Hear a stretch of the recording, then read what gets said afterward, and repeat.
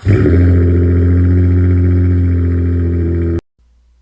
up everyone and welcome to Ben's Car Reviews. I'm Ben and today we'll be dissecting the 2025 Hyundai Elantra. Let's get into it with the chart. The Elantra will be available in 5 different trim levels, and if you see there at the bottom, the Elantra N is technically a separate model. Yes, of course it's still the Elantra, but it's not included in these trims or in Hyundai's description of the lineup, so that will be reviewed separately. But we got the SE starting at nearly $22,000, that N line nearly $29,000. So all these trims are going to be under $30,000.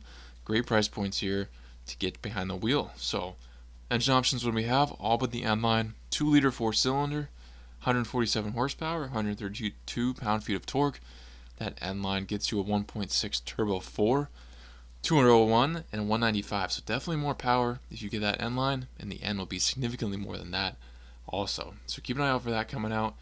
You're going to get variations of an automatic transmission for both of these. Front wheel drive is the only way to get it, and MPGs are going to be a nice total there. Either way you go, neither one is really bad at all. Real quick guys, here are Ben's Car Reviews. There's no fluff, and we keep it under 10 minutes. If that's something that's intriguing to you and you like this content as you watch, please like and subscribe, and I'll keep growing the channel. Let's keep going. The Elantra endured a much needed glow up a couple years back. I think this new overall look has done wonders for the model. This is a great option for those who want some aggressive styling without shelling out for it. Let's see what 2025 is bringing for you. These Elantras have really dialed in some aggressive light feature designs, and I think they're certainly eye-catching. Another great thing is that even though the price tags are some of the lowest in the car market today, they're going to have LED bulbs standard on all these trims for daytime running lights and headlights. The Limited and N line will also have LED taillights. Not much differences across the front ends as far as color goes. The standard grille finish will be black, and only the Limited will differ from that with dark chrome. The N line will have an N line unique front bumper plus an N line unique rear fascia with a diffuser. And if you think that looks good, you should see the N. The SE is going to have 15-inch wheels.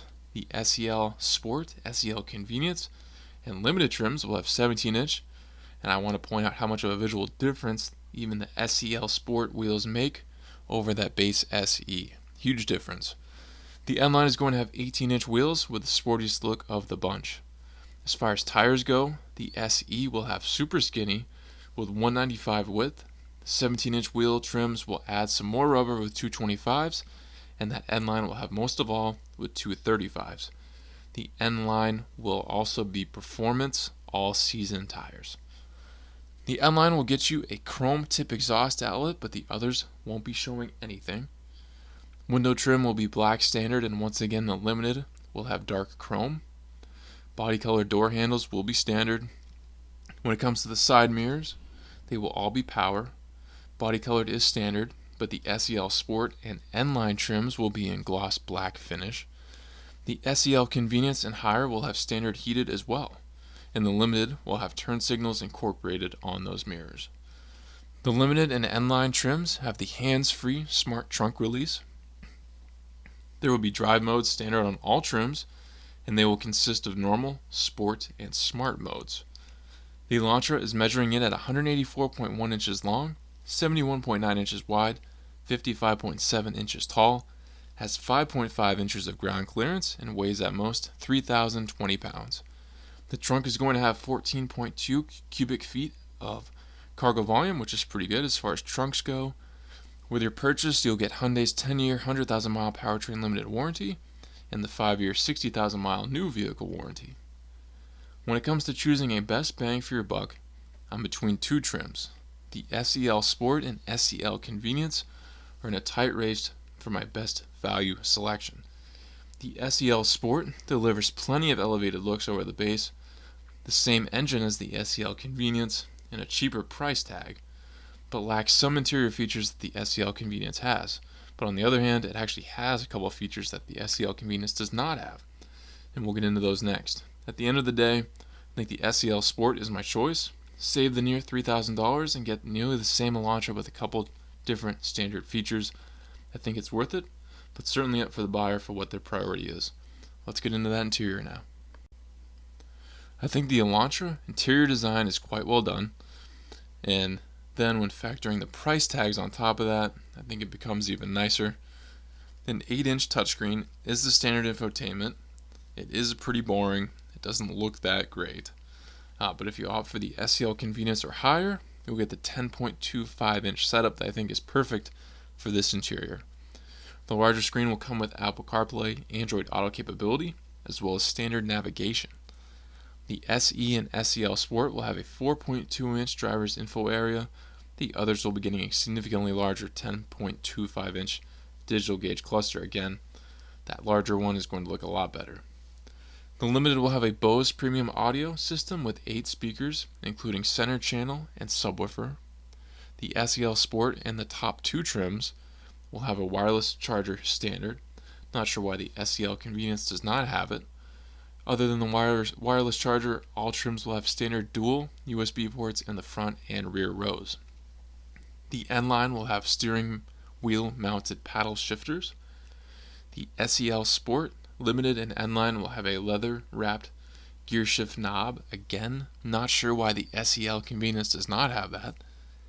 The SE will have manual climate control. The rest will have dual automatic climate control. The SEL Convenience and higher will have the power tilt and slide sunroof. The Limited has customizable ambient interior lighting. The SEL Sport and N-Line will have a black headliner. The bottom 3 trims will have cloth seats standard. The Limited will have leather trimmed, and the N-Line will have N-Line leather cloth combination sport seats. There is standard 6-way adjustable driver's seat, including height adjustment, and 4-way adjustable passenger seat. The Limited and N-Line will have the power driver's seat with lumbar support. The SEL Convenience and higher will have heated front seats standard. The SEL Sport and N-Line will have alloy sport pedals. This is a 2024 IIHS top safety pick, so that's some good reassurance, and Hyundai provides some decent driver's assist, safety, and technology features. Overall, I think this Elantra gets you quite a bit for the money, and most of all, I think it's one of the best looking cars available at these price points. Interview guys, if you're in the market for a smaller sedan heading into 2025, I think you're making a great call checking out this Elantra. Big competitors going up against it though. The big 2 that come to mind right away, of course, the Honda Civic and the Toyota Corolla. How are you supposed to compete with those 2? They're literally everywhere. But I think Hyundai makes a good case to go up against them. And there's a new kid on the block, the Kia K4. I think that is going to be a huge competitor to the Corolla and the Civic. So will this Elantra still be able to hang with the big 2 and maybe even now the new big 3? I'm not so sure. I'll be posting or attaching at the end of this the 3 reviews for those 3. Definitely interesting to check out those charts, see what those are bringing. But if the Elantra is the way you want to go, I think you're making just a fine call. I've had good experiences with Hyundai. I think this Elantra looks nice. I love the price points. I love that you can get a car, period, for just under $22,000. I think that's a very nice thing, and it's not the smallest car either. It's not a compact car. So you can get a decently sized sedan for $22,000 if that's really what you want. I think that's a great thing. I love that those options still exist. So this is the route you want to go. Like the options, like the prices. Should be a great vehicle for a long time.